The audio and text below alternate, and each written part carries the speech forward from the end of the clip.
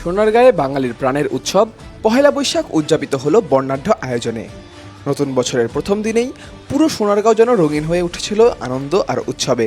মঙ্গলবার 14ই এপ্রিল উপজেলা প্রশাসনের উদ্যোগে আয়োজিত এই বর্ষবরণ অনুষ্ঠানে সর্বস্তরের মানুষের ছিল স্বতঃস্ফূর্ত অংশগ্রহণ।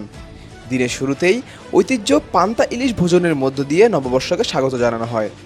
এরপর বের হয় এক বর্ণাঢ্য র্যালি, যেখানে অংশ নেন প্রশাসনের কর্মকর্তা, রাজনৈতিক নেতৃবৃন্দ, শিক্ষার্থী এবং সাধারণ মানুষ। র্যালিটি উপজেলার গুরুত্বপূর্ণ সড়ক প্রদক্ষিণ করে শেষ হয় ভট্টপুর সরকারি প্রাথমিক বিদ্যালয়ের সামনে। এরপর শুরু হয় সাংস্কৃতিক আয়োজন। ঐতিহ্যবাহী বটগাছের নিচে গান, নাচ আর আবৃত্তিতে ফুটে ওঠে বাঙালির হাজার বছরের সংস্কৃতি। শিক্ষার্থীদের পরিবেশনায় মুগ্ধ হয়ে ওঠেন উপস্থিত দর্শকরা। পুরো পরিবেশ হয়ে ওঠে প্রাণবন্ত। এ সময় প্রধান অতিথি হিসেবে উপস্থিত ছিলেন নারায়ণগঞ্জ ৩ সোনারগাঁও সিদ্ধিরগঞ্জ আসনের মাননীয় সংসদ সদস্য জনাব আজহারুল ইসলাম মান্নান। তার বক্তব্যে তিনি বলেন, পহেলা বৈশাখ আমাদের ঐতিহ্য, আনন্দ ও সম্প্রীতির প্রতীক। এই দিন আমাদের নতুন স্বপ্ন দেখতে শেখায়, সব ভেদাভেদ ভুলে একসাথে এগিয়ে যাওয়ার প্রেরণা দেয়। এখানে অনেক ইতিহাস আমাদের আছে খেলাধুলার, এইটা সব মিলে।